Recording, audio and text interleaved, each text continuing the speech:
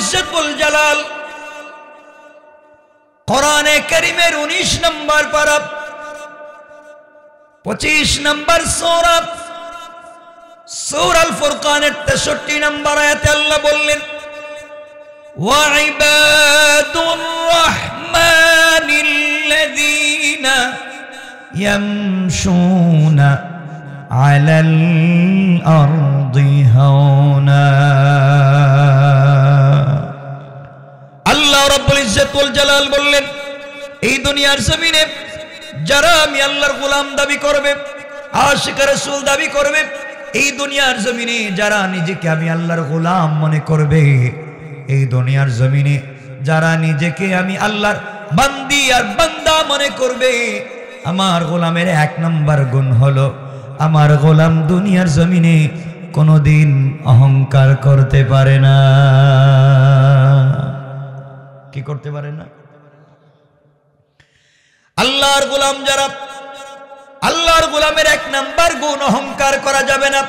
আপনি সুন্দর, আপনি সুন্দরী, আপনি যদি আপনার সুন্দরের কারণে অহংকার করে বসেন, আপনার টাকা আছে, মিল ফ্যাক্টরি আছে, কল কারখানা আছে, শিল্প আছে, গাড়ি আছে, বাড়ি আছে, বিজনেস আছে, সম্পদ আছে, জায়গা জমি আছে, আপনি যদি আপনার সম্পদের জন্য, আপনি যদি আপনার টাকার জন্য দুনিয়ার জমিনে অহংকার করে বসেন, আমার আল্লাহ চাইলে আপনাকে দুনিয়ার জমিনে রাস্তার ফকির বানাইয়া দিতে আমার আল্লাহর 1 মিনিটও দেরি হবে না।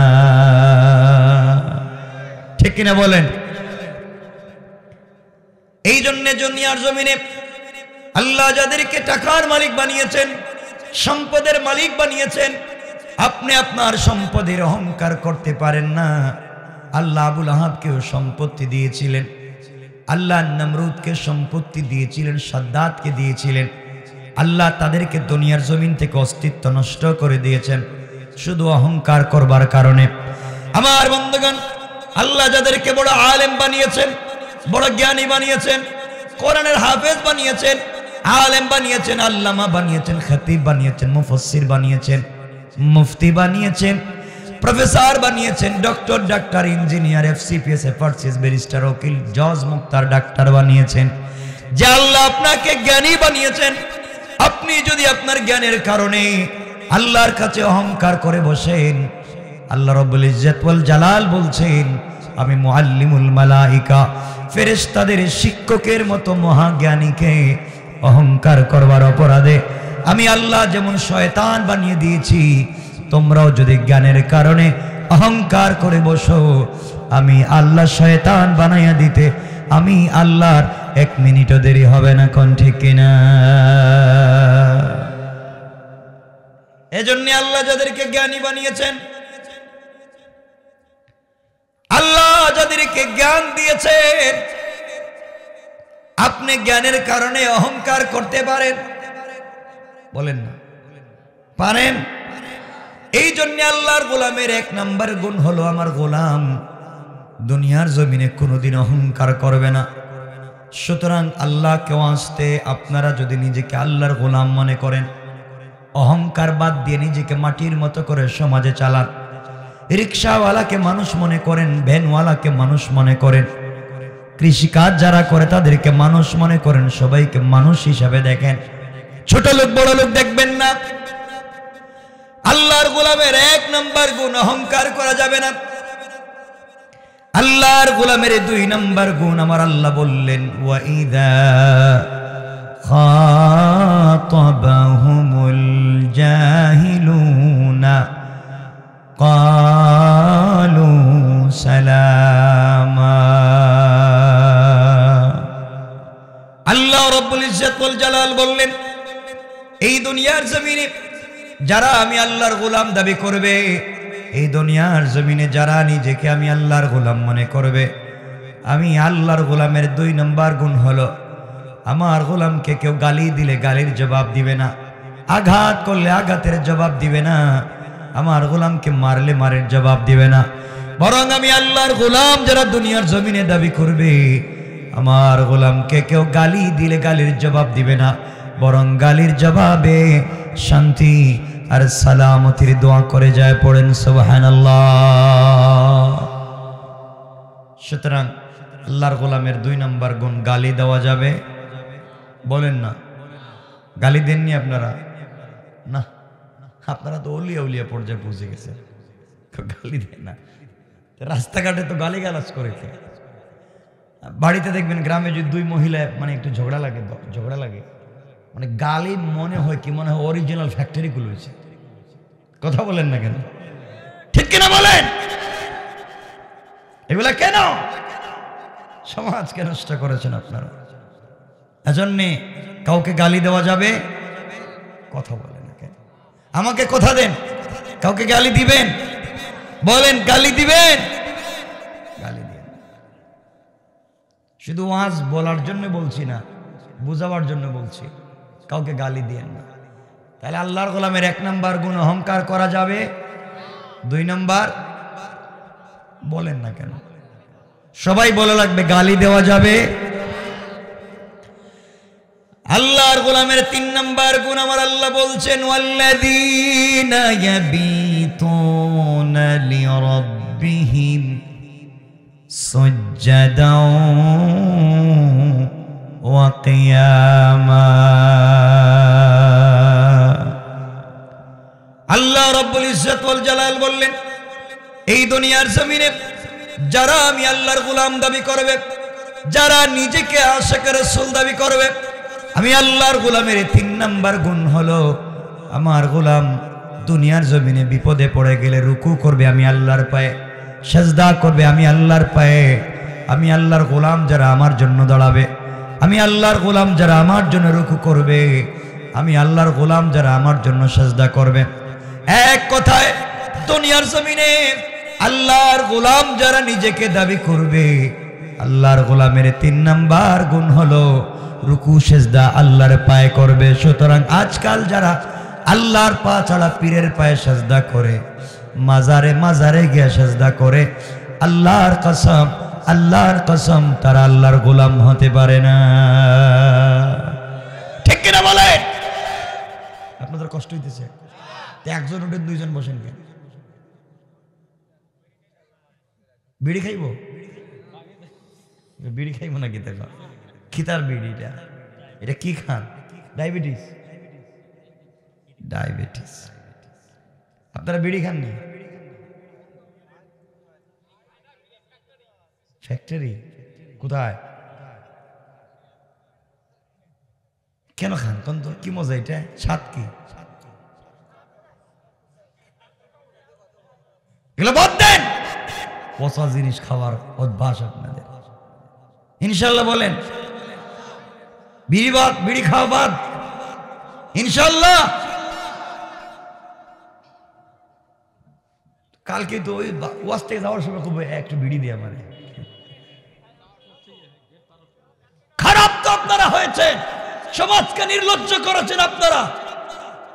আগেকার যুবকেরা, ছেলে মেয়েরা ভালো ছিল। রাস্তা আজ থেকে 50 বছর আগে রাস্তায় বসে 2টা ছেলে গল্প করতেছে, দেখছে এদিকে একজন মুরব্বী যায় এলাকায়, একজন তার মুরব্বী যায়, তার সিনিয়র কেউ যায়, সবকিছু ফালায় দৌড় দিছে, সম্মান দিছে। আর আজকালকে সম্মান, মেয়ের জামাই শ্বশুরের গ্যাস জিগায়, আপনার কাছে একটা বিড়ি থাকলে দেন।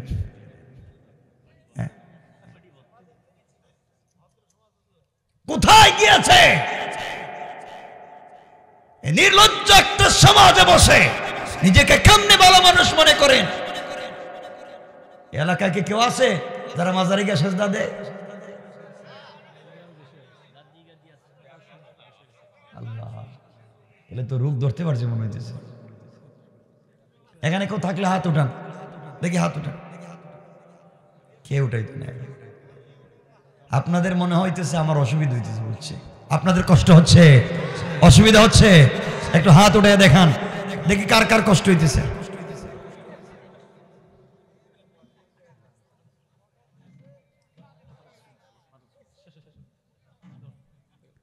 একজন উঠবেন না, উঠলেই বুঝবো রোগ আছে ভিতরে। আমি বুঝে ফেলবো যে এই রোগ যে যাইতেছে, পশ্রাবা ধরলেও যাইবেন না আমি যতক্ষণ না যাই। এলাকায় কেমন কে কেউ আছে মাজারে সেজদা করে, পীরের পায়ে সেজদা করে? বাচ্চা হচ্ছে না শাহজালালের মাজারে, ঠিক কিনা? শিরক। আল্লাহ ছাড়া যারা পীরের পায়ে সেজদা করে, মাজারে মাজারে সেজদা করে, মাজারে গিয়ে গোলাপ জল দেয়, আগরবাতি জ্বালায়, মোমবাতি জ্বালায়, এগুলো শিরক। এগুলো কোন মুসলমান ভালো মানুষের কাজ হতে পারে না, পারে না। গাছের গোড়া কি কর? গাছে দিব পাতি, গাছে বাতি জ্বালায়, গাছে রশি বেঁধে রাখে, লাল কি লাগাই রাখে, এগুলো আসেনি এলাকায়। আমারে বলা লাগবে কেন মাজারে যান?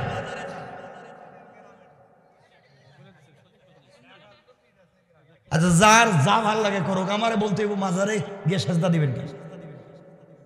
বলেন। পাওয়ার আশায় মরা মানুষ দিব না, মরে পড়ে গেছে। যে মরে গিয়েছে তার দেওয়ার কোনো ক্ষমতা নাই। কথা বলেন না কেন? যারা মরে গিয়েছে তাদের চাইতে আপনারা বহুত ভালো। যে বদমাশ, চোর, জিনাকার, বাটফার, ফেন্সিডিল ব্যবসায়ী, সে যদি জিন্দা থাকে মরে যাওয়া একজন অলির চাইতে ভালো। ঠিক কেমনে বুঝলেন? কারণ যে মরে গিয়েছে সে চাইলে একটা সেজদা দিতে পারবে না, যে মরে গিয়েছে চাইলে কোরআন তিলাওয়াত করতে পারবে না, যে মরে গিয়েছে চাইলেও দুনিয়া উঠে একবার একটা আল্লাহর কদমে নামাজ পড়তে পারবে না। কিন্তু যে জিনাকার চাইলে আজকে তেলাওয়াত করতে পারবে, সেজদা দিতে পারবে, তওবা করতে পারবে। কথা বলেন না কেন? বাপার কাছে গিয়ে চাইবে, বাপ দিব। এখন সমাজে দেখছি দুইজন মানুষ এখন দুই পীরের কাছে মরিতে হয়। কৌ যে উনি ফেল করলে উনি ফাঁস করবো, একজন না একজন কিয়ামতের দিন আমার আটকাইব। আমারে বলা লাগবে এগুলো কোথায় রয়েছে। কষ্ট হইতেছে আপনাদের? বলা লাগবে। আপনাদের সমস্যা থাকলে আমার দাঁড়ায় প্রশ্ন করবেন। আল্লাহ বলছেন কোরআনে, শুনেন, আল্লাহ বলছেন ইন্নাহু মান ইউশরিক বিল্লাহ ফাকাদ হারামাল্লাহু আলাইহিল জান্নাহ ওয়া মাওয়াহুন নার ওয়া মা লিয-যালিমিন মিন আনসার। যে ব্যক্তি শিরিক করলো তার জন্য জান্নাত হারাম হয়ে গেল।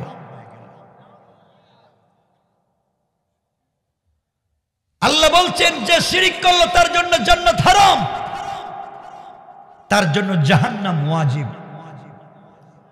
ওয়া মা লিয-যালিমিন মিন আনসার, কিয়ামতের দিন কোনো সাহায্যকারী থাকবে না। এখন আল্লাহ বলছেন রুকু দিলে, সেজদা দিলে কার পায়ে? কথা বলেন না কেন? কিছু চাইলে কার কাছে? আল্লাহ ছাড়া কেউ দেওয়ার ক্ষমতা নাই, ঠিক কিনা বলেন?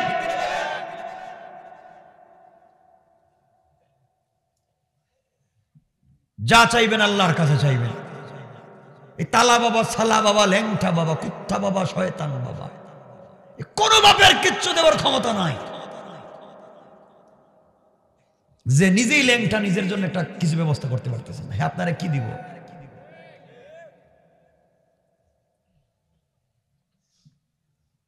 আল্লাহ বলছেন কিছু যদি চাও, হাইয়া আলাল ফালাহ, কল্যাণের দিকে আসো, আমি দিব।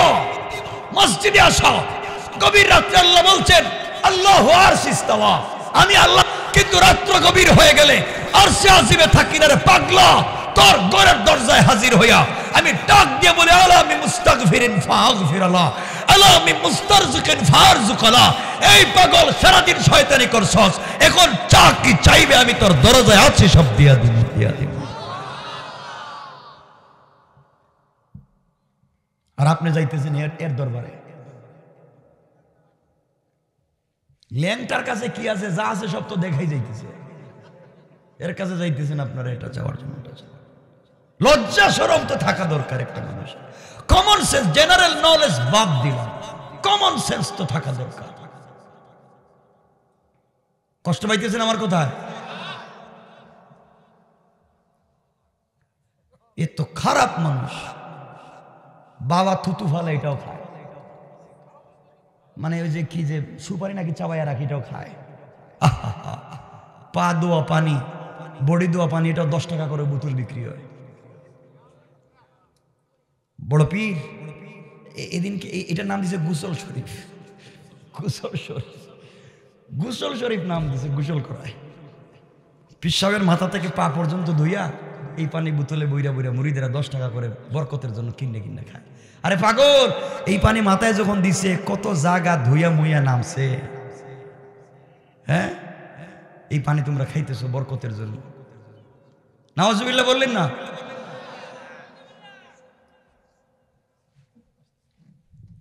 খারাপ লাগতেছে আপনাদের? অসুবিধা হইতেছে? হারারাইতে গান করে এই সবগুলো বাদ দেন। কোন ফিতনা চলবে না, কোন বাবা নয়।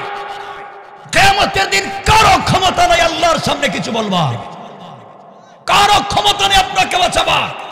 যেই দিন আল্লাহ বলবেন বলো লিমানিল মুলকুল ইয়াউম লিল্লাহিল ওয়াহিদুল কাহ্হার, দাঁড়াও, কারো ক্ষমতা থাকলে কথা বলো, দাঁড়াও। কে আছো? দুনিয়া নাকি তোমার পাওয়ার ছিল, দুনিয়া নাকি তোমার দল ছিল, দুনিয়া নাকি তোমার নেতৃত্ব ছিল, দুনিয়া নাকি তোমার রাষ্ট্র ছিল, দুনিয়া নাকি তোমার মুরিদের অভাব ছিল না। দাও দেখি তোমার কেমন ক্ষমতা। দাঁড়াবে তো দূরের কথা, মুসার মতো পয়গম্বর আরশে আজিমের পিলার ধরে কাঁদবেন আর আল্লাহর কাছে বলবেন আল্লাহুম্মা লা আসআলুকাল ইয়াওমা উম্মতি ওয়ালা আবি ওয়ালা উখতি। আল্লাহ আজকের দিনে তোমার কাছে কিচ্ছু চাই না, উম্মত না, মা বাপ না, সন্তান না। আসআলুকাল ইয়াওমা নাফসি, আল্লাহ আজকের দিনে আমাকে বাঁচাও। একজন নবীর কথা বলতেছি, আর আপনারা বলবেন বাপ বাঁচাইব। বাপ সবরের জান্নাতে যাইব। কিয়ামতের দিনে আল্লাহ তো হিসাব পর্যন্ত করতে চাইবে না। আপনারা জানেনই না তো, কিয়ামতের দিনে আল্লাহ হিসাব পর্যন্ত করতে চাইবে না। তবে কোনো খাতা খুলবার দরকার নাই, সবগুলোরে জাহান্নামে দেও। এদের খাতা খুলে লাভ কি? এদের হিসাবের খাতায় তো শুধু গুনাহ। খাতা খুললেই দেখবো বদমাইশি করেছে, খাতা খুললেই দেখবো নামাজ পড়ছে না, খাতা খুললেই দেখবো জোহরের নামাজ পড়া মসজিদ থেকে বাইরেই আমার বদনাম করছে, খাতা খুললেই দেখবো আরেকজনের জমি দখল করছে, খাতা খুললেই দেখবো হারাম খাইছে। খোলারই দরকার নেই। কথা বলেন না কেন? জান্নাতে তো সহজ নয়।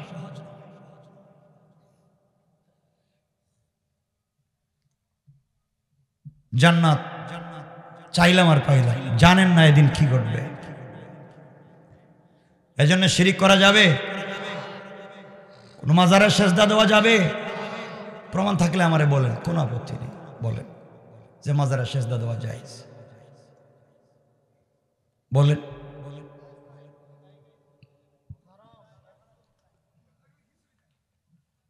যেই বেচারা বেঁচে থাকতে তার ঘরে তোমরা একটা বাতি জ্বালাইয়া দিলে, এই বেচারা মরে গেছে, তার গুরুস্থানে হাজার হাজার মোমবাতি জ্বালিয়ে রাখছে, ও বেচারা তো মরে গেছে।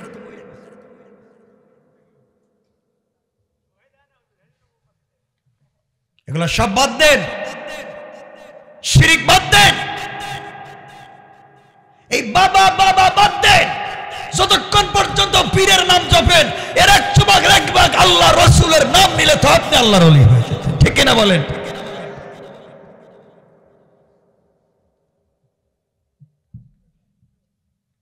এজন্য এগুলো বাদ। কোনো কল্যাণ নাই, কোনো কল্যাণ নাই। কল্যাণ দিতে পারেন একজন, তিনি কে? তিনি কে? আল্লাহর চাইতে বড় কেউ আছে? তিনিই তো সবাইকে দেন, তিনিই তো সবার কাছ থেকে নেন। আল্লাহর কাছে চান, আল্লাহর সঙ্গে দুষ্টামি করবেন না। আল্লাহ চাইলে তাপড়াইয়া 10 তলার থেকে গাছতলায় নামায় দিতে পারে। আর যদি আল্লাহর কাছে পড়ে যান, আল্লাহ চাইলে কান ধরে গাছতলার থেকে 10 তলায় উঠাইয়া দিতে পারে।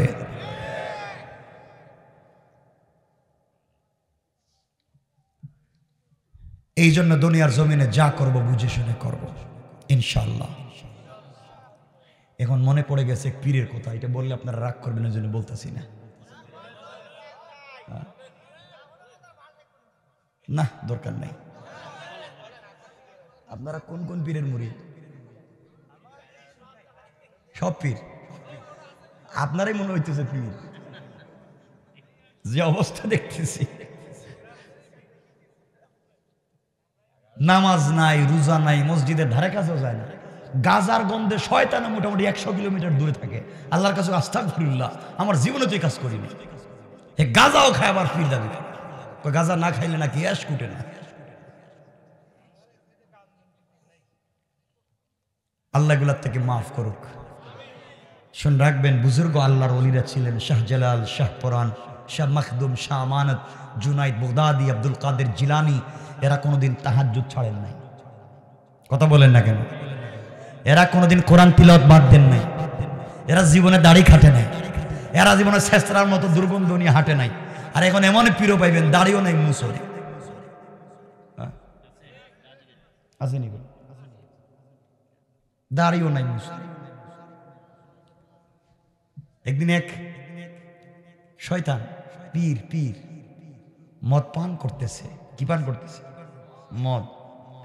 তো মদ যখন খাইতেছে গ্লাস দিয়া মুসরে ভাবে ধরছে হাত দিয়ে, তোরে মদ খাইতেছে। তো একজন বলতেছে, ভাই খাচ্ছিস কি? মদ। বলতে মুস এইভাবে ধরছিস কে? কয় হুজুর ওয়াজ করছে মুচ বিজাইয়া কিছু পান করা মাকরু। মুস বিজাইলে মাকরু হয়, আর মদ খাইলে গীতা হয়। কত বড় শয়তান চিন্তা করছে, তিনি মাকরুও করেন না, খাইতেছে হারাম আর নসিহত করতেছে মাকরু। এমন পীরও আছে যারা নারী পুরুষ একসাথে নিয়ে মেলা বসায়। আছে একসাথে।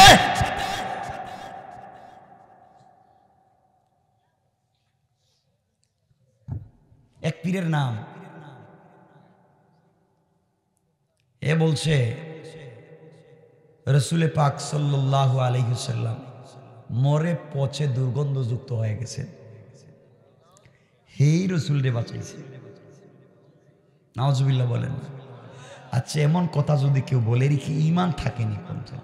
আপনারা বলেন না ঈমান থাকেনি। আরে আপনার চাইতে বড় পীর কে? আপনার সব থেকে বড় পীর আপনার মার বাবা। আপনার সব থেকে বড় পীর মার বাবা। নতুন গাছে লাউ আসছে, কাউরে খাওয়ায় না, বেগে বইরে নিয়ে পীর পিসাবে খাওয়ায়। কথা বলেন না? বাজার থেকে আপেল আঙ্গুর কিনে মারে দেয় না, পিসাবে খাওয়ায়। শয়তান। তোর পীর তোরে বড় করে নাই, তোর পীর তোর 10 মাস পেটে রাখে নাই। এই মা কষ্ট করে 10 মাস পেটে রাখছে, মারে খাওয়ায় না, পিসাবরে খাওয়ায়। আর কত যুবক আছে বাপরে বাপ কয় না, কয় বাপরে কয় বুড়িয়া। আছে নি বলা? বাপরে বাপ ডাকে না, বুড়া কয়। আর শ্বশুর বাড়ি গিয়া শাশুড়িরে কয় আম্মা আপনি আঙ্গুর খাইবেন না আপেল খাইবেন। ঢাকা শহর থেকে বিদেশ থেকে টাকা পাঠায় মা বাবার কাছে না, পাঠায় শ্বশুর বাড়ি। এগুলো আসেনি রে ভাই? বলেন না আসেনি?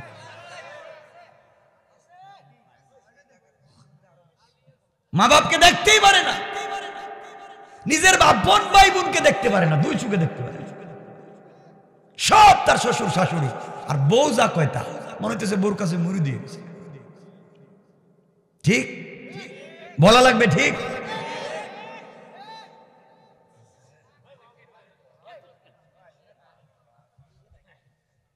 আমি কি বলতে চাই বুঝেন? কিছু সব মহিলা না, কিছু ভালো মহিলাও আছে। যতক্ষণ পর্যন্ত নারীরা ঘরকে শান্তির ঘর করতে হবে, যদি তার বড় বোন আর মার ওয়াজ না শুনে, বাসা থেকে আসার সময় বড় বোনের ওয়াজ আর মায়ের নসিহত নিয়ে আসে, আইসা ঘরের ভিতরে মাইলে গেলে, ঠিক আছে না? এগুলা করা যাবে না, এগুলো বাদ দিয়ে দেন। এই ঘরটা নিজের। শাশুড়ি যারা আছেন তারা ছেলের বউকে নিজের মেয়ে মনে করেন, আর ছেলের বউ যারা আছেন তারা শাশুড়িকে নিজের মা মনে করেন। তাহলে ফিতনা থাকবে না ইনশাআল্লাহ। বলেন ইনশাআল্লাহ। আপনারা ইনশাআল্লাহ বলে লাভ কি? যারা বলতো এরা তো জানেই না কি কইতেছি।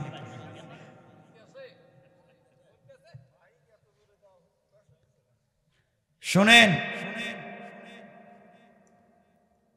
আজকাল অনেক খারাপ হয়েছে যুবকেরা।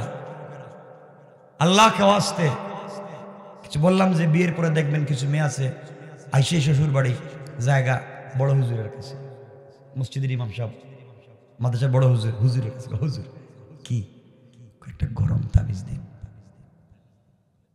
কি তাবিজ? গরম তাবিজ দেন। ওকে স্বামী যা ইনকাম করে, যা টাকা পয়সা সব যেন আমারে দেয়, খালি আমি ওর চৌকে আমি ছাড়া যেন আর কিচ্ছু না দেখে। কথা বলেন। হুজুরও কইলে একটা সুযোগ পাইলাম, আমারে 1000 টাকা বেশি দিবেন, একটা অরিজিনাল টাটকা গরম তাবিজ দিতেছি। কেমন তাবিজ? Direct action. কেমন? কই যে একটা তাবিজ বালিশের নিচে, একটা কম্বলের ভিতরে, একটা কোমরে, এটা নাকি কোমরে, একটা ওই যে চৌকি বা পালঙ্গের পিলারের নিচে, একটা চুলার ভিতরে, যেন জ্বললে তো ভিতরে জ্বলবে, ঠিক জানে দেখা যায়। আরেকটা ভিজাইয়া পানি খাওয়াইবেন, তাহলে ভিতরটা একবারে পরিষ্কার ক্লিয়ারে বেরিয়ে যাব, ঠিক আছে নি? আর আরেকটা তাবিজ, যে হুজুর এই তাবিজ লেখছো তোমার কপালে ঠাডা পড়বার জন্য ঠাডা। এই কথা বলেন না? কথা বলা লাগবে, ঠিক কিনা বলেন? হুজুর আপনার এই তাবিজ লিখতে কইছে কোন শয়তানে? তাবিজ দিয়ে আজকে মা বাবার মধ্যে স্বামী স্ত্রীতে ঝগড়া, বাবা ছেলে ঝগড়া, ভাইয়ে ভাইয়ে ঝগড়া, পরিবার অশান্তি, জাদু টুনা কুফুরি কালাম এগুলো ভইরা গেছে, ঠিক কিনা বলেন? এগুলা আছে এলাকা। আহা,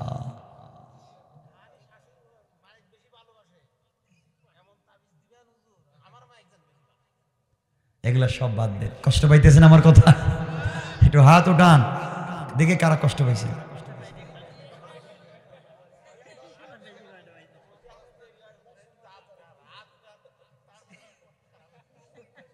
আচ্ছা শুনেন কি বলতে চাই বুঝেন। সুতরাং আল্লাহর ওয়াস্তে শিরিক করা যাবে না, মাজারে চাওয়া যাবে না, দুনিয়ার কারো কাছে কিছু চাওয়া যাবে না। চাইলে চাইবো কার কাছে? নামাজ পড়বো কার কদমে? কথা শুনবো কার?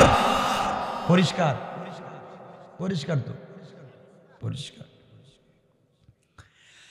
আল্লাহর গোলামের 4 নাম্বার গুণ আমার আল্লাহ বললেন, والذين يقولون ربنا اصرف عنا عذاب جهنم إن عذابها كان غراما।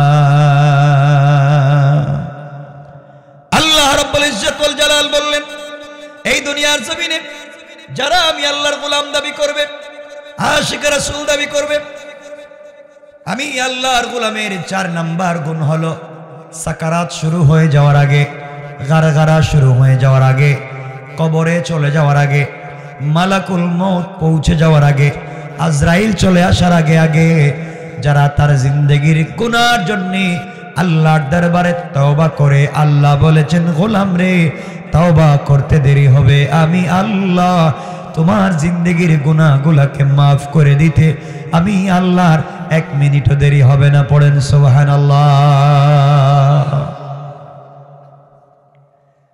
আল্লাহর গোলামের 1 নাম্বার গুণ অহংকার করা যাবে না। 2 নাম্বার গুণ গালি দেওয়া যাবে না, কেউ গালি দিলে শান্তির দোয়া করে দিতে হবে। 3 নাম্বার গুণ রুকু সিজদা করতে হবে আল্লাহর পায়ে। 4 নাম্বার গুণ হলো তওবা করতে হবে আল্লাহর কাছে। এই 4 গুণ যারা দুনিয়ার জমিনে অর্জন করবে, আল্লাহর রাসূল বলেছেন হাদিসে আরো 4 গুণের কথা। 1 নম্বরে রাসূল বলেছেন, ইয়া আইয়ুহান নাস আফশুস সালাম, হে মানুষ তোমরা একে অপরকে দেখা হলে সালাম দাও। কি দাও? বলেন কি দাও? আপনারা সালাম দেননি? দেন তো। আপনারা তো আসসালামু আলাইকুম নেতা, আসসালামু আলাইকুম, আসসালামু আলাইকুম এটা কি? ঠিক মতো সালাম দিবেন, আসসালামু আলাইকুম ওয়া রাহমাতুল্লাহ, ইনশাআল্লাহ বলেন না। আজকে থেকে সালাম দিবেন। কারে দিবেন? সবাইকে সালাম দিবেন। বলেন সবাইরে সালাম দিবেন। মুসলিম যারা সবাইরে কি দিবেন?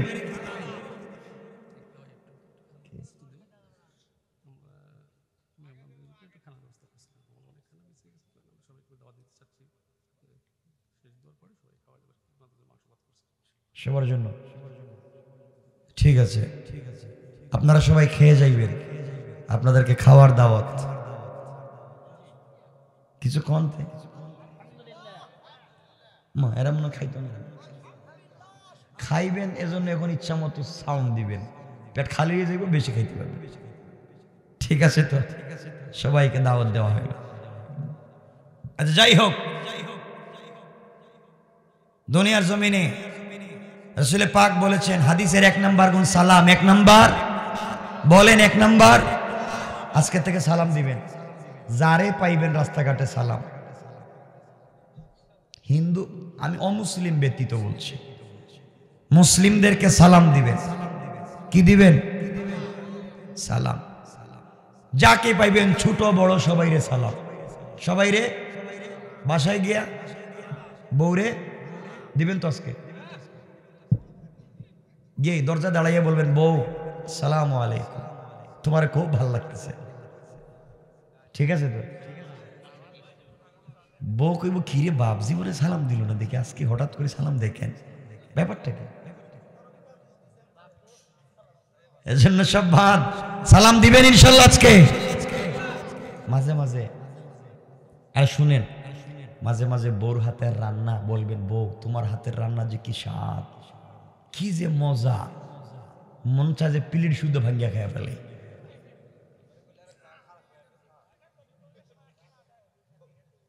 বলবেন আস্তে আস্তে করে, এভাবে করবেন, দুজন মিলেমিশে চলবেন ইনশাল্লাহ। বলেন না?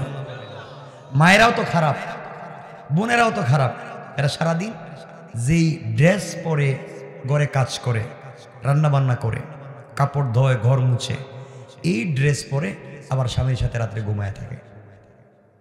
এটা মনে ভুল বলছি, ঠিক এটাই পরে ঘুমায় যায়।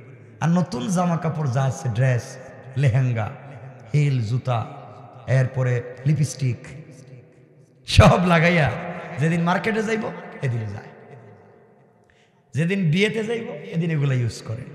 ঠিক কিনা? তো আপনি এগুলো করেন। অনেক মহিলারা দেখবেন মার্কেটে যায়, যাওয়ার সময় একটা ব্যাগ হাতে নিল, কেউ 3/4 প্যান্ট, স্যান্ডু গেঞ্জি, মার্কেটে যাচ্ছে, ব্যাগ একটা হাতে নিয়ে লিপস্টিক লাগাইছে, আর বাচ্চা একটা আছে, এটা স্বামীর কাছে দিয়ে দেয়, স্বামীটার পিছনে করতেছে।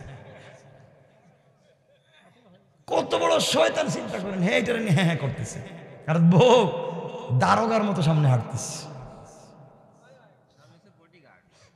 বডিগার্ড। দোকানে ঢুইকা দোকানের স্টাফ বলছে, ম্যাডাম থ্যাংক ইউ, আসসালামু আলাইকুম, বসেন। জি জি জি। আর ও বলছে, ও আমার সার্ভেন্ট, আমার কর্মচারী। এগুলো সব আপনারা করেছেন।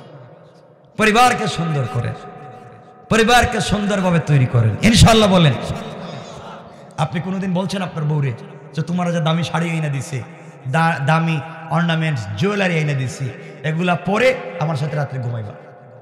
বলছেন?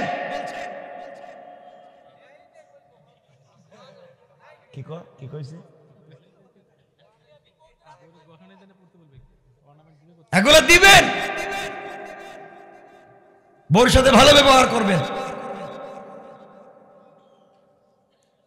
আপনাদের লজ্জা হওয়া দরকার যে আপনারাই কিনে দেন, আর নতুন নতুন দামি জিনিস পরে ওরা মার্কেটে যায়, এরপরে বিভিন্ন বিয়ে শাদিতে যায়, পাবলিক দেখে, আর আপনি এই ছেঁড়া কাপড়। ঠিক কিনা বলেন? আপনার লাভ হইল কি? কিনে দিবেন না কেন? বউর সাথে খারাপ ব্যবহার করবেন না। আচ্ছা, ডোন্ট মাইন্ড, তো রাগ করবেন না, আমি আলোচনা তো এভাবে করতেছি, আমরা লম্বা আলোচনা করব, কিন্তু 12টা হয়ে গেলে রেখে দিব। যদি আপনারা দেখি উঠে যাচ্ছেন, বসে যাচ্ছেন, ঠান্ডা লাগতেছে, রেখে দিব। বিয়ে করছেন কার? একটু হাত উঠান। যা বিয়ে করলে হাত উঠে, কোনো আপত্তি নেই, কোনো সমস্যা নেই। হ্যাঁ ঠিক আছে, মাশাআল্লাহ, অনেক বেশি বিয়ে করছে। বিয়ার সময় বউর মোহর দিছেননি? মোহর, মোহর বুঝেন নাই কথা? মোহর বলে না, দেন মোহর।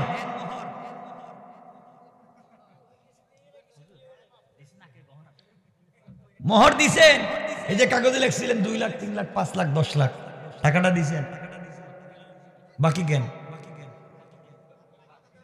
দেন না কেন? না বউ মাফ করে দিছে? মাফ করে দিছে তো, মাশাআল্লাহ, কি সুন্দর বউ। মাফ পাইছেন না আপনারা? মাফ পাইছেন তো? মাফ করছে। এই মাফ কলা গাছের সাথে ফাঁস লাগিয়ে মরে যে বউ আপনার মাফ করেছে টাকা। সি সি সি, মাফ দিবে কেন? মাফ দিছে। মাফ যে বউ দিছে, কালকে বউরে তালাক দেন, দেখবেন কোর্টে গিয়ে লাভে আসলে দোয়া লাগবে। এ কথা বলেন না কেন? না দোয়া লাগতো না? যেই বউ মাফ করে দিছে, মানলাম মাফ, কালকে তালাক দিয়ে দেখেন টাকা দেওয়া লাগেনি। কেন? মাফ করে দিছে তো দেওয়া লাগবে কে? কেন? আপনি ভিক্ষুক কেন ভিক্ষা করে খান?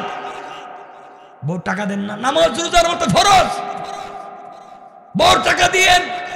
মোহরের টাকা দিবেন না, লম্বা লম্বা কথা বলবেন সমাজে। সে তো লজ্জা শরম তো থাকা দরকার আপনাদের। বউর মোহরের টাকা দেন না, হ্যাঁ? কি কই বুঝি না। আরে হাসার জন্য বলছি না, বাঁচার জন্য বলছি।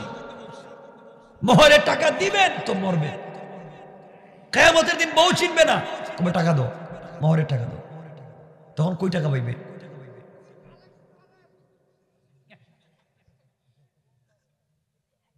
খারাপ লাগতেছে আপনাদের? মনে হয় উনি মোহরের টাকা দেয় নাই, মনে হয় এই জন্য ঝামেলা আছে। বউ শুনতেছে মনে হয়, ঘরে গেলে খবর আছে। বউর শরীরে টাচ করার আগে মোহরের টাকা দেওয়ার কথা ছিল। যদি না দিতে পারেন, মাসে মাসে মাসে মাসে পকেট খরচের টাকা 500 দেন, 1000 টাকা করে দিয়ে মোহরের টাকা দিতে হবে। টাকা দিবেন না। ইসলামটারে বুঝে, খালি ফিরি ফিরি সব সাপ্লাই পাইতেন। মোহরের টাকা দিবেন। আর যারা বিয়ে করো নাই, বিয়ের সময় কোনো ধরনের যৌতুক নিবা না, ইনশাল্লাহ। যৌতুক নিবাও না, যৌতুক দিবাও না, যৌতুক নিবা না, ঠিক আছে তো? কিছু কয় না। বউ যৌতুক নিও না, আর যৌতুক দিও না। আল্লাহ যেন হেফাজত করে। বেচারা মেয়ে জন্ম দিছে দেখে কি ঠেকছে? কি একটা নির্লজ্জের কথা যে আজকালকের মুসলিমরা মোহরের টাকা দেয় না। আপনি দুনিয়ার সব করতে পারেন, বউ টাকা দিতে গেলে শুধু মাফ, খালি মাফ। টাকাগুলা দিয়ে দিয়ে আস্তে আস্তে জয় টাকা লিখছিলেন কাগজে। আমার বন্ধুগণ, রাসূল পাক বলতেন আফসুস সালাম, 1 নাম্বার সালাম। 2 নাম্বার নবীজি বলেছেন ওয়াতুইমুত তাআম, যার ঘরে খাবার নাই তার ঘরে খাবার পৌঁছে দাও। আপনার ঘরে 10টা আইটেমের খাবার আছে, আপনার প্রতিবেশীর ঘরে এক বেলার খাবার নাই। বন্ধুগণ, যেভাবেই হোক আপনি মানুষের ঘরে খাবার পৌঁছে দিবেন। আপনার বাচ্চার হাতে দামি দামি জুস আছে, ফ্রুটস আছে, চকলেট আছে, প্রতিবেশীর বাচ্চাকে আপনার সুযোগ থাকবার পরে দিলেন না, কিয়ামতের দিন আপনাকে জবাবদিহি করা লাগবে। এই জন্য রাসূল পাক সাল্লাল্লাহু আলাইহি ওয়াসাল্লাম মায়েদেরকে বলতেন, আমাদের মায়েদেরকে বলতেন, নিজের স্ত্রীকে বলতেন, ঘরে রান্না করলে জুল একটু বেশি দিও, যেন তোমরা মানুষের ঘরে মানুষকে সহযোগিতা করতে পারো। এই জন্য নবীজি বলেছেন ওয়াতুইমুত তাআম, যার ঘরে খাবার নাই তার ঘরে খাবার পৌঁছে দাও। 3 নম্বরে বলেছেন ওয়াসিলুল আরহাম, আত্মীয়তার বন্ধনকে ঠিক রাখো। বাবা ছেলের সম্পর্ক ঠিক রাখো, মা মেয়ের সম্পর্ক ঠিক রাখো, ভাই ভাইয়ের সম্পর্ক ঠিক রাখো, সমাজের ভিতরে ভালোবাসা তৈরি করো। আজকে সমাজের ভিতরে শুধু ফিতনা তৈরি করে রেখেছি আমরা। এই জন্য ওয়াসিলুল আরহাম, আত্মীয়তার বন্ধন ঠিক রাখো। 4 নম্বর নবীজি বলেছেন সাল্লু ফিল লাইলি ওয়ান নাসু নিয়াম, গভীর রাত্রে ঘুম থেকে উঠে 2 রাকাত সালাত আদায় করো, 4 রাকাত সালাত আদায় করো, তাহাজ্জুদের সালাত আদায় করো। নবীজির 1 নম্বর কথা আফসুস সালাম, তোমরা সালাম দাও। 2 নম্বর ওয়াতুইমুত তাআম, যার ঘরে খাবার নাই তার ঘরে খাবার দাও। 3 নম্বর ওয়াসিলুল আরহাম, আত্মীয়তার বন্ধন ঠিক রাখো। 4 নম্বর সাল্লু ফিল লাইলি ওয়ান নাসু নিয়াম, গভীর রাত্রে সালাত আদায় করে আল্লাহর কাছে কান্নাকাটি করো। কোরআনের 4 গুণ, হাদিসের 4 গুণ, 8টা গুণ যদি অর্জন করতে পারেন, রাসূল পাক বলেছেন ফাদাখালাল জান্নাতা বিসালাম। ইন্তেকাল করতে দেরি হবে গোলাম রে, আল্লাহর তৈরি দারুস সালাম নামক জান্নাতে যেতে দেরি হবে না। পড়েন সুবহানাল্লাহ।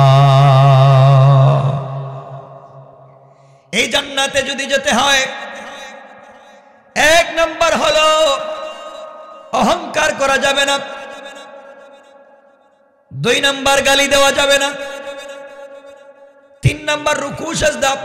আমার দিকে তাকান, আমার দিকে তাকান, কোনো সমস্যা? আমার দিকে তাকান। 1 নাম্বার নবীজি বলেছে, আল্লাহ রাব্বুল ইজ্জত ওয়াল জালাল বলেছেন 1 নাম্বার গুণ অহংকার করা যাবে। বলেন যাবে।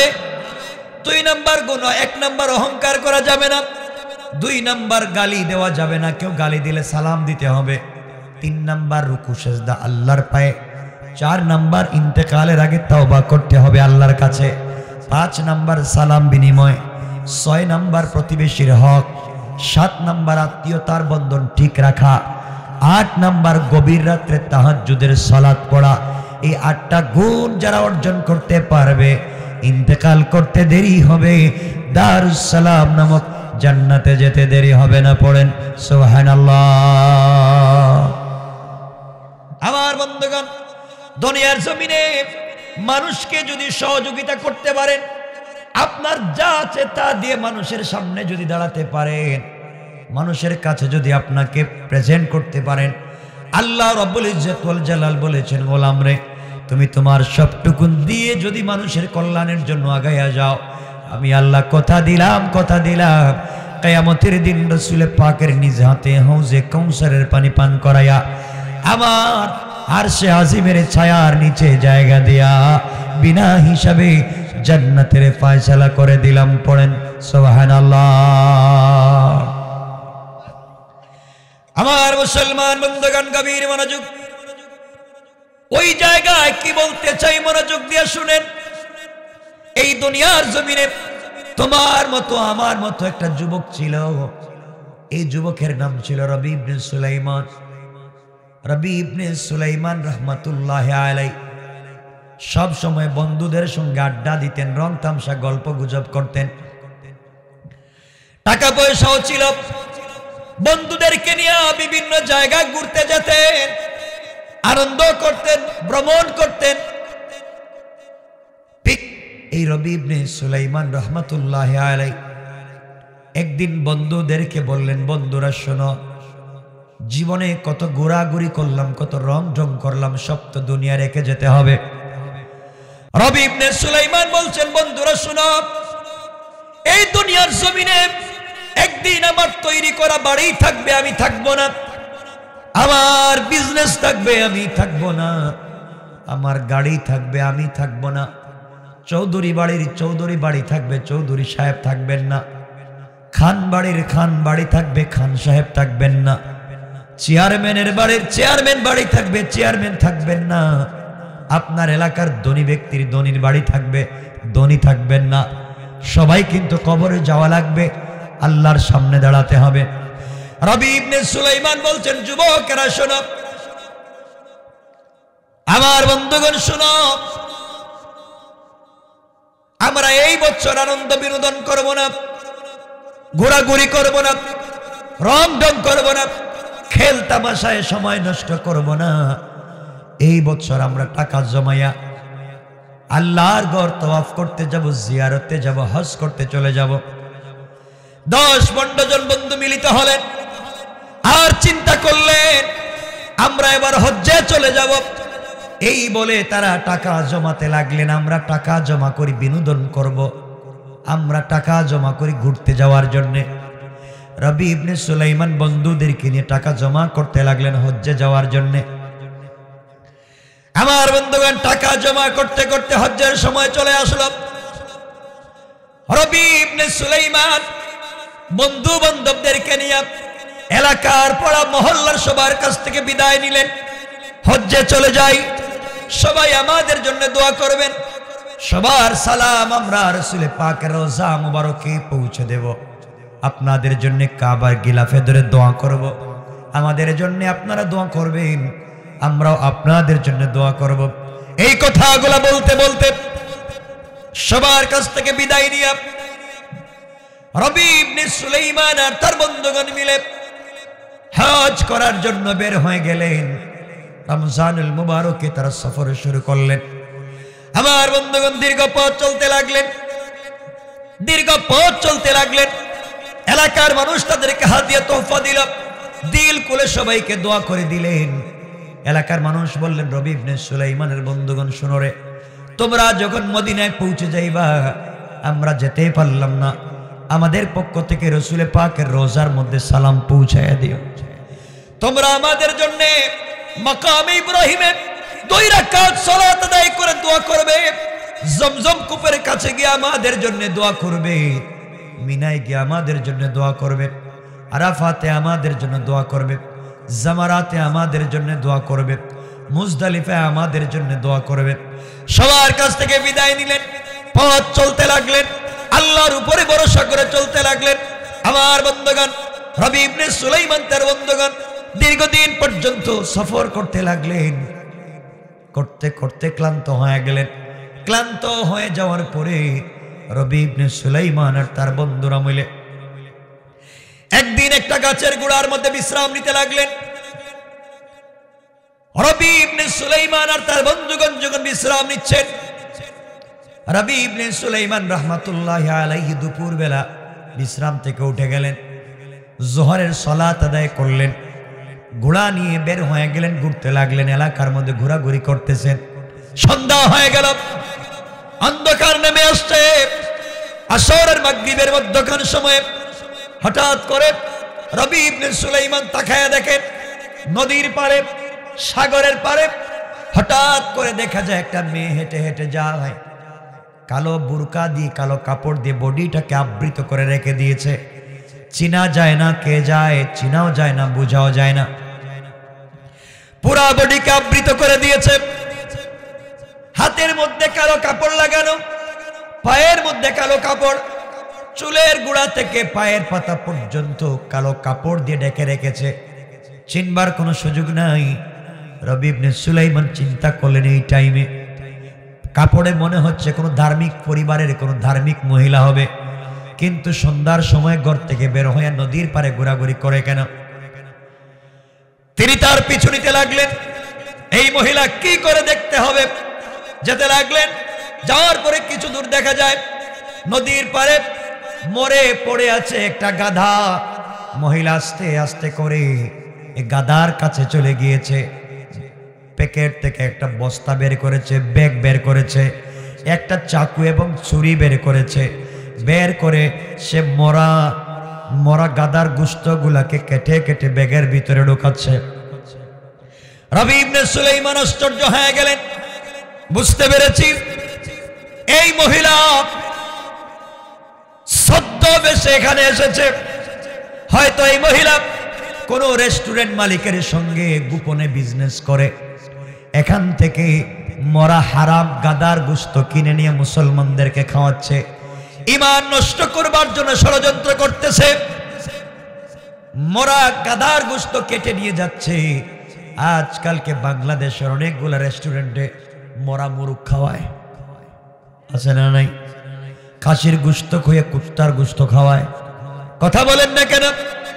রবি ইবনে সুলাইমান চিন্তা করলেন, এই মেয়ে মনে হয় এমন কোন সিন্ডিকেটের সদস্য হবে, সে মরা গাদার গোশত কেটে নিয়ে যায়, অথবা এই মেয়েটা কোনো কসাই হবে, গোশত বিক্রেতা হবে।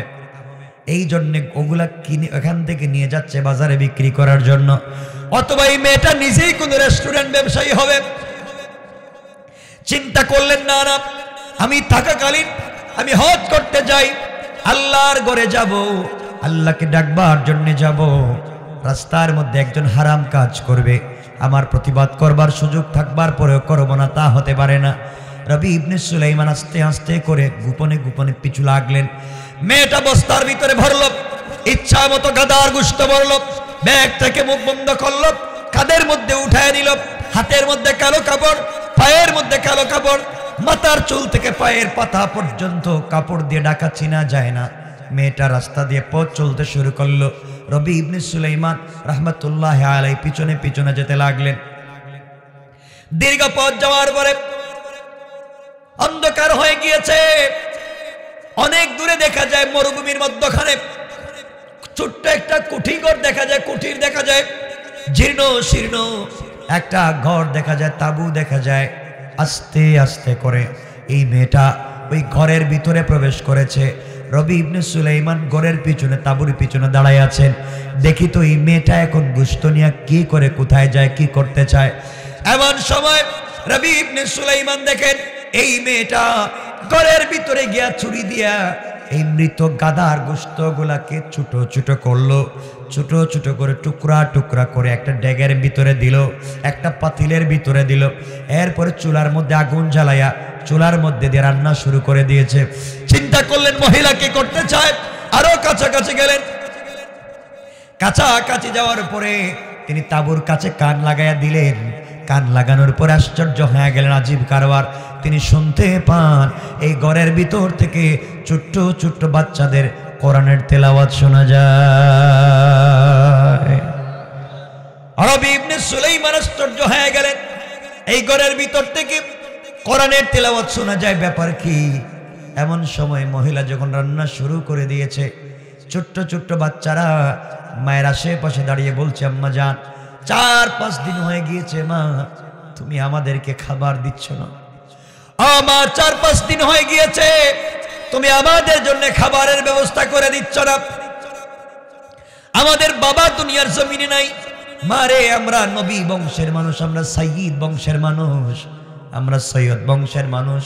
4-5 দিন হয়ে গেল, ঘরে খাবার নাই, তুমি কোনো খাবার দিতে পারো না। মা, এখন তুমি আমাদের জন্য কি রান্না করো? মহিলা ডাক দিয়ে বলছে, রে বাবারে, 4-5 দিন তোমাদের জন্য খাবারের ব্যবস্থা মা করে দিতে পারি নাই।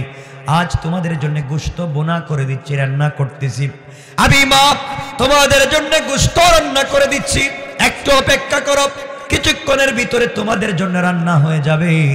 একটা বাচ্চা সেজদায় পড়ে গিয়েছে, কান্না করে আল্লাহকে ডাক দিয়ে বলছে, আল্লাহ, এই দুনিয়ার জমিনে আমাদের বাবা নাই। দুনিয়ার জমিনে বাবা না থাকবার কারণে আমাদের দুঃখ দুর্দশা বুঝবার মতো কেউ নাই। আল্লাহ তাআলা আমাদের মা কষ্ট করে করে 4-5 দিন পরে আমাদের জন্য খাবারের ব্যবস্থা করেছে। আল্লাহ তাআলা তুমি আমাদের মায়ের হায়াতকে বাড়াইয়া দাও।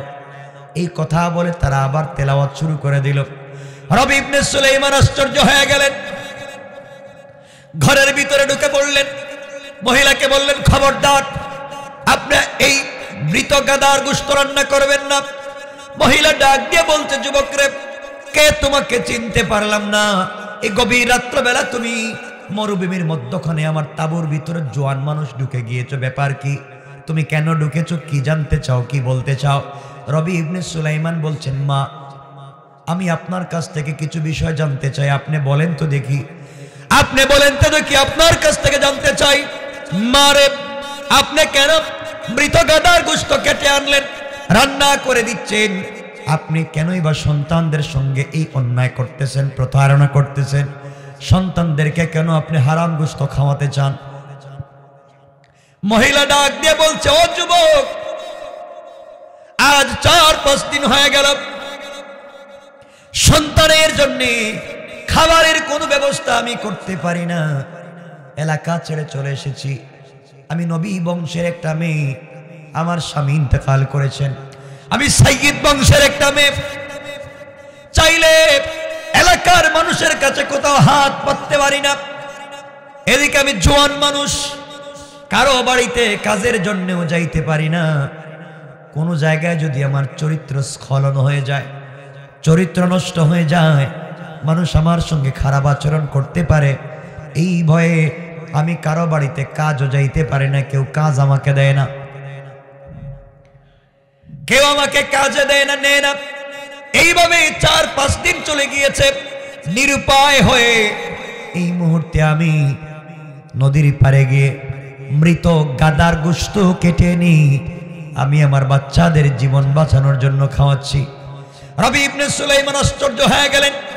এক তো বিধবা মহিলা, বাচ্চাগুলো এতিম, দেখবার মতো কেউ নাই, কেউ কাজে নেয় না, তাও তো নবী বংশে নবী ফ্যামিলির একটা মেয়ে বলছে, ও যুবক, আমার স্বামীর বংশ থেকেও আমি সাইয়্যিদ, আমার মায়ের বংশ থেকেও আমি, আমার বাবার বংশ থেকেও সাইয়্যিদ, আমি দুই দিক থেকে আমি নবী বংশের সাথে সম্পৃক্ত, এই জন্য কারো কাছে হাত পাততে পারি না, লজ্জা হয়, কষ্ট করতেছি, শেষ পর্যন্ত জীবন বাঁচানোর জন্য কিছু করতে না পেরে আমি আজকে মরা মৃত গাদার গোশত কেটে এনে সন্তানদেরকে দিচ্ছি।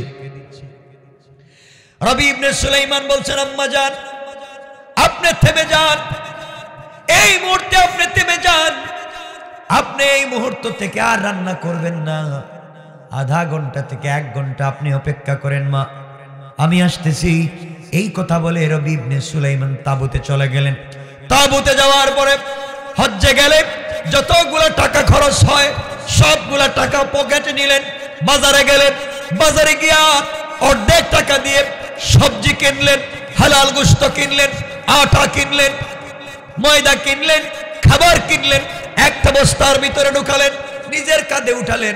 যেই যুবকটা বন্ধুদের সঙ্গে আড্ডা দিত, যেই যুবক টাকা জমিয়েছে আল্লাহর রাসূলের রওজা জিয়ারত করবে, কাবা জিয়ারত করবে, বাইতুল্লাহ যাবে, হজ করবে, এই যুবকটা আজকে সব টাকার অর্ধেক দিয়ে সে খাবার ক্রয় করলো, নিজের কাঁধে নিয়েছে, আর আল্লাহকে ডাক দিয়ে বলেছে, আল্লাহ তাআলা,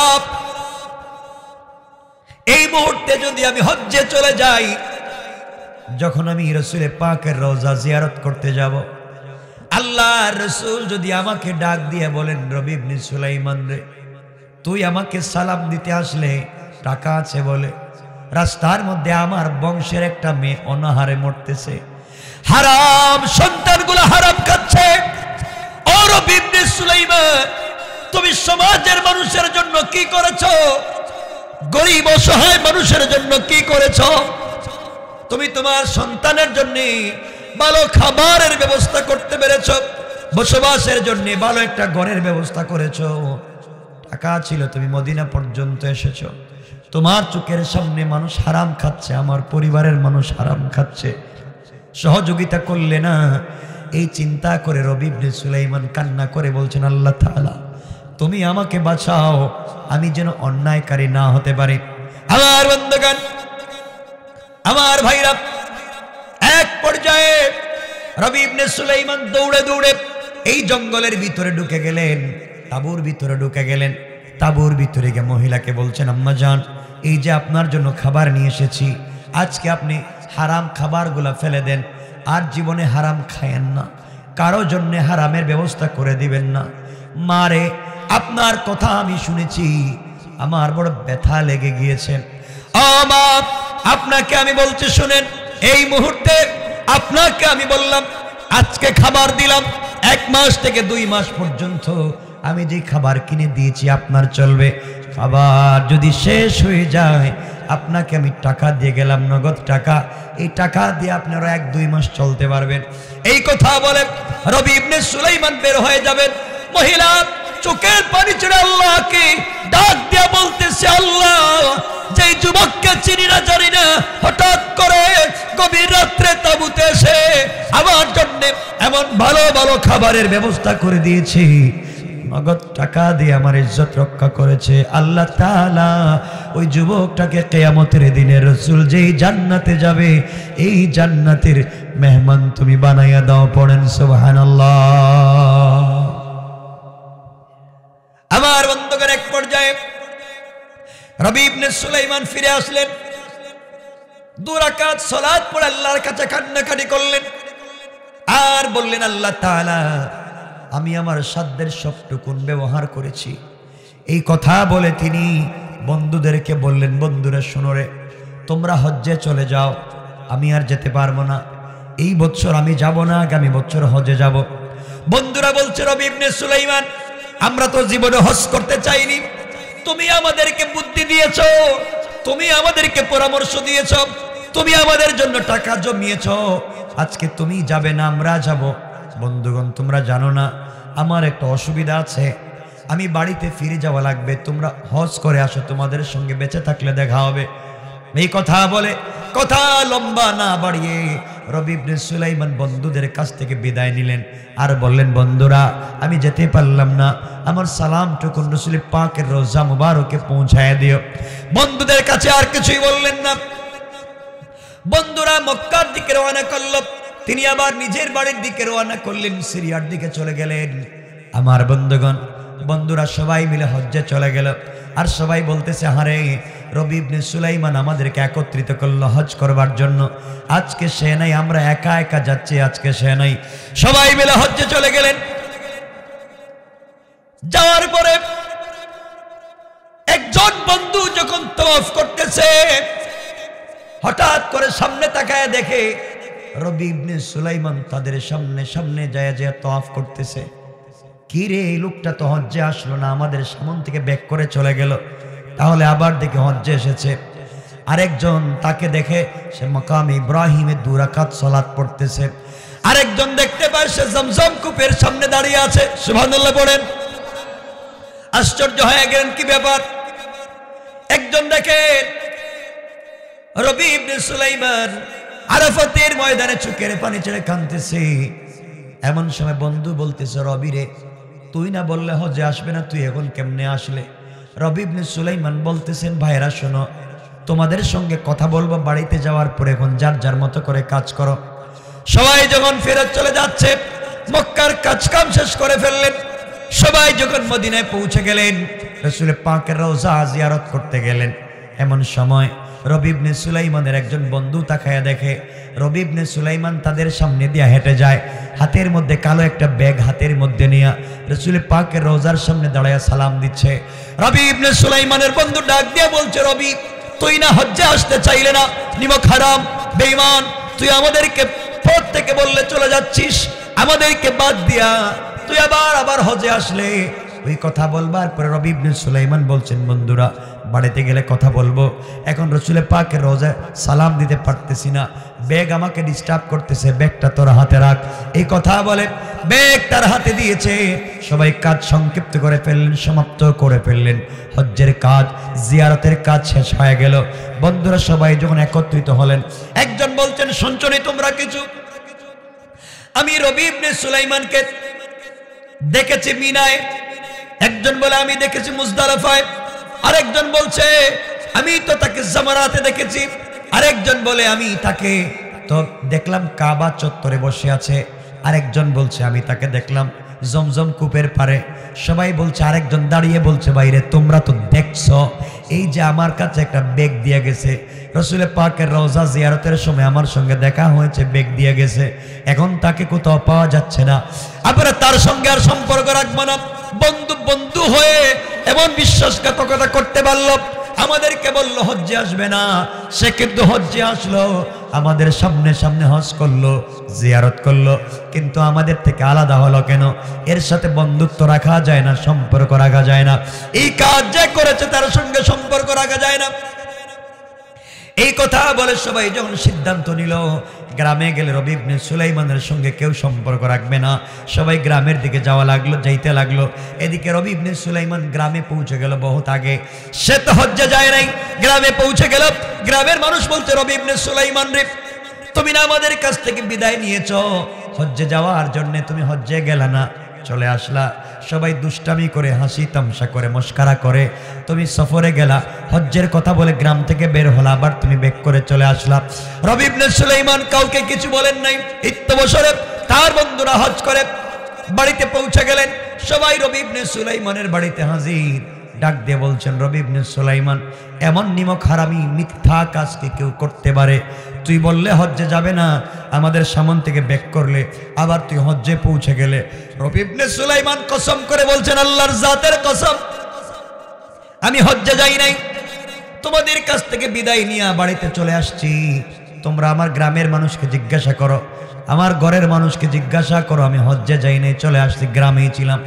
সবাই বলতেছে, বিশ্বাস করে কোনো লাভ নাই, গ্রামের মানুষকে জিজ্ঞাসা করে লাভ নাই, তুমি আমাদের সামনে সামনে হজ করেছো, এই যে তুমি রাসূলের পাকের রওজা জিয়ারতের সময় একটা কালো ব্যাগ দিয়েছো, সব তো তুমি করেছো। তোমাকে আমরা অমুক জায়গায় দেখেছি, বলছো অমুক জায়গায় দেখছি। এই যে তুমি ব্যাগ দিয়েছো, তুমি না করো কেমনে? রবি ইবনে সুলাইমান বিশ্বাস করাতে চাইলেন, আমি হজ্জে যাই নাই, তোমাদের সঙ্গে আমার দেখা হয় নাই। গ্রামের মানুষকে এরা জিজ্ঞাসা করতে লাগলো, আপনারা বলেন তো হজ্জের সময় রবি গ্রামে ছিল না হজ্জে ছিল? সবাই বলতেছে না না, রবি ইবনে সুলাইমান তো গ্রামে ছিল, সে তো হজের পর থেকে ফিরে আসলো, দীর্ঘদিন থেকে গ্রামে আছে, পরিবারের লোকও বলছে সে গ্রামে আছে। সবাই আশ্চর্য হয়ে গেল,